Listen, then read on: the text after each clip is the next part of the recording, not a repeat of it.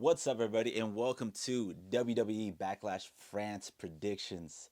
Now, this is a short card, small card. It's only 5 matches, but they could be bangers. They could be bangers, but we'll have to see. Now, the match that I think will start off the night, it really depends, because I think if you want to start with a match or you want to start off Backlash with a bang, I think you started off with Bailey defending her strap because I believe that whole crowd, the whole France, the whole nation is gonna be chanting for Bailey, and I think that will get the crowd going. It'll have them hot for like the rest of the matches, because people love popping for Bailey. It's insane the amount of hype she gets when she's in her matches, like especially internationally. Um, so I think that would be the case. Do I see Bailey retaining? Yes, but I can also see Tiffany Stratton taking this title away from Bailey. I can also see Bailey putting Tiffany Stratton over, but I don't know if she would do it just yet, especially so early on in her reign. Um, but Tiffany's time is coming, and it's coming soon. Maybe she could be Money in the Bank winner. Maybe down the line, we'll see. But I know they have big things coming for Tiffany Stratton. But Bailey versus Naomi versus Tiffany Stratton. I think Naomi will have a good run. I don't know if she's winning gold anytime soon, especially there's so many different players, but that SmackDown roster isn't that big, so it would make sense maybe down the line Naomi wins it. Maybe she becomes the Money in the Bank winner. Who knows? But I definitely see Bailey retaining at Backlash France. Now I mentioned earlier it could depend on who opens the match because I could see Bailey opening the match, but I could also see Damian Priest versus Jey Uso opening the match. I know this is contradict the whole main event Jey Uso. We reppin', we reppin' main event Jey Uso. Especially because he should be in the higher in the card and be main eventing. But I could also see this.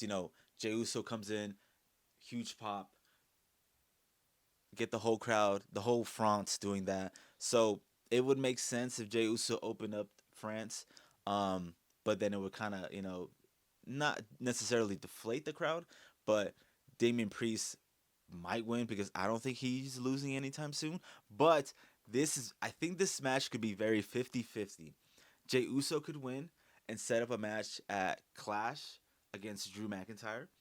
Damian Priest could win and also set up another match with Drew McIntyre. But my biggest thing down the line, which I plan to do a separate video on, if if if Damian Priest retains, is setting up a Damian Priest versus Finn Balor title match or match because that could possibly not main event a WrestleMania, but that could be a match on the WrestleMania card. Damian Priest versus the Demon Finn Balor.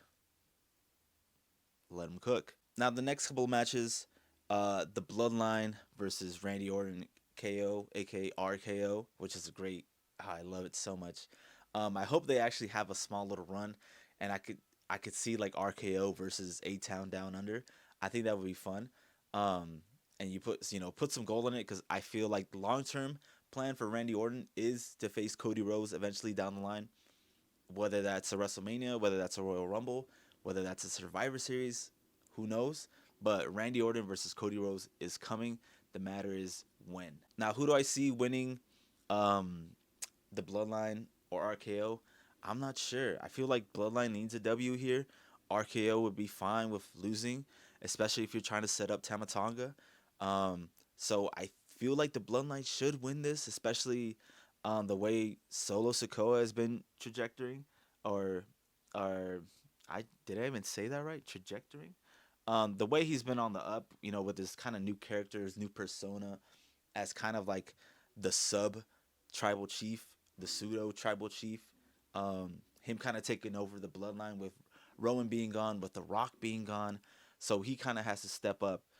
So I feel like they should win. Um, but we'll have to see. I believe France will get a huge pop if Randy and KO win. So I feel like you want to leave those fans happy and possibly give the win to RKO. The next match, the women's tag team title match.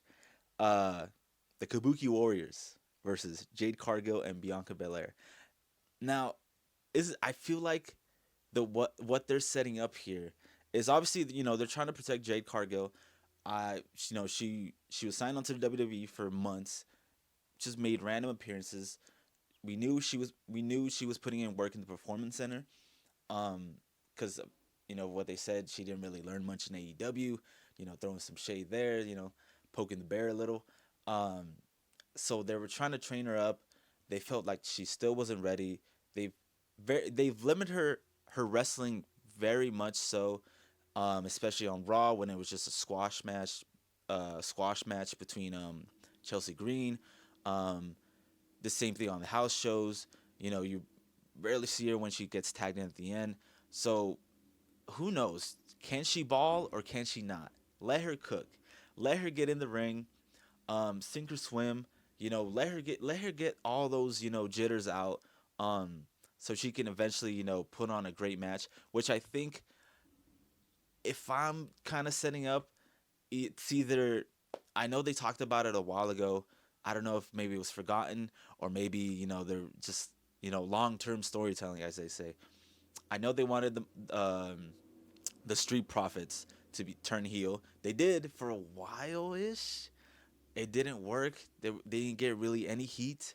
And then they switched back to baby faces after the final testament or whatever came through. They turned back face. So um, I know they try to do it with LDVO, but anyways, I know they package with the Street Profits. They wanted Bianca Belair to turn heel as well, and I think if they do this right, um, this could potentially be a Bianca Belair heel turn down the line, turning against Jade Cargill, making her a heel. Making Bianca a heel, and then making Jade a face, which I think she can do, because I think people pop for her, people like her, people cheer for her. Um, every time she comes on Royal Rumble, WrestleMania, everybody goes crazy. She looks great. She has the whole image. She has the whole image down. All she got to do is just get down to the graps, put some graps on, and then let her cook. But who do I see winning this match? Honestly, I could probably see Bianca Belair and Jade Cargill winning, especially with Damage Control being drafted to Raw. But then what do you give? Well, honestly, yes, I can see this happening, because if you split up the tag team titles, then you have more opponents eventually for Becky Lynch. Becky Lynch versus Asuka. Becky Lynch versus Kairi Sane. Becky Lynch, versus Io Sky. Fire. All fire would be fire. So yeah, Jade Cargill, Bianca Belair, EST baby. Now for the main event, Cody Rhodes, the WWE champion, versus AJ Styles. Now, I thought about this in my sleep. Insane, right? Me thinking about grown men wrestling in my sleep. I thought about this in my sleep. I feel like Cody Rhodes winning, hands down, 100%. No way in hell he loses, right? But since this feud, this rivalry, if you want to call it, that's only been cooking for at least a week or so, still needs way more time in the oven, if you ask me. I feel like this match, obviously, they'll put on a banger in France. AJ Styles versus Cody Rhodes, former Bullet Club members. Too sweet, baby. Um, I feel like the LA Knight versus AJ Styles feud isn't over yet. WrestleMania, LA Knight won. Yeah, and on SmackDown, AJ Styles versus LA Knight to be the number one contender. AJ won. They put on a good match. That's two. It's two matches right there. You gotta have the trilogy, right? You gotta have the trilogy. So my thinking is, since AJ Styles cost LA Knights, yeah, LA Knights title opportunity all the way in Elimination Chamber, LA Knight is gonna give the receipt. He said, bet that. You cost me my world championship title shot. I'm gonna cost you your title shot. And I think I would hope, because there was a report recently that WWE has no direction whatsoever for Cody Rhodes until Roman Reigns or The Rock comes back and or The Rock comes back. So why not have LA Knight come to France, cost AJ the title, Cody Rhodes being, the honorable Boy Scout that he is, um, says, "What are you doing? Why are you interfering in our matches?" Um, and then AJ Styles almost gets that 1, 2, 3. They do a couple things. Cody Cutter, Crossroads, boom, 1, 2, 3, end of story. But then you set up Friday night, AJ fuming once again, going to Nick Aldis, talking, I need that man in the ring today, tomorrow, yesterday. I need him in the ring. LA Knight's playing games with them. And eventually, at Clash of the Castle, we get Cody Rhodes versus AJ Styles versus LA Knight. Yeah, for the WWE Championship. I know LA Knight was just in a championship at Royal Rumble. I know he's been in like two for that same championship against Roman Reigns. Um, but I feel like you need to he LA Knight's a title picture guy. Eventually, you need to put a title on him. Um, Obviously, he probably won't win. Cody Rhodes will probably win again at Clash of the Castle, but you have something for Cody Rhodes to look forward to down the line, so you keep him busy. You have you Cody Rhodes versus LA Knight feud, Cody Rhodes versus AJ Styles mixed into the one. You know that sounds like beautiful wrestling to me. So guys, let me know what you guys think. Am I right? Am I wrong? Am I tripping? Um, what are your predictions for Saturday WWE Backlash France? It should be a fun one. It should be a short and sweet. Um, Nothing too crazy. Bailey wins. Maybe Jade Cargill and Bianca Belair become the new tag team champions. Um, Maybe Solo comes in. Maybe Tamatanga wins. Sets him up. Oh, one thing I forgot to mention. Holy crap! How did I forget to mention this? Okay, going back to the Damian Priest versus Jey Uso match.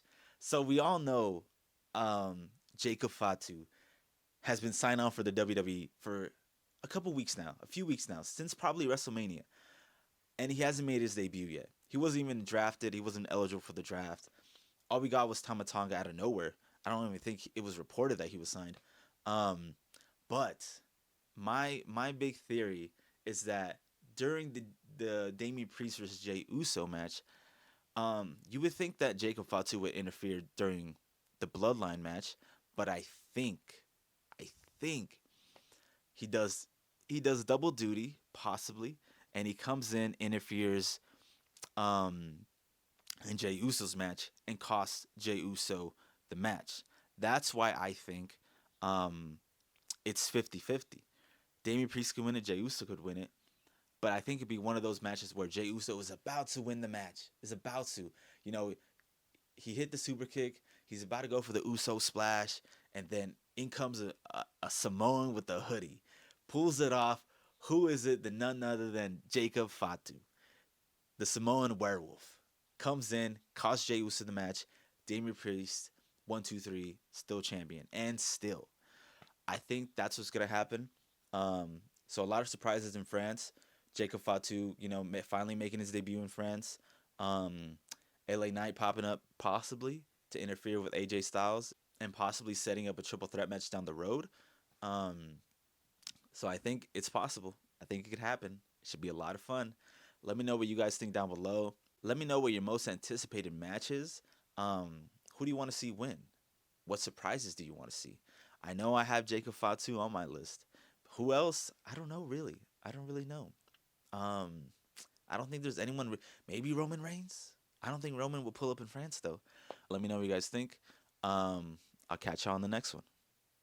Yeet.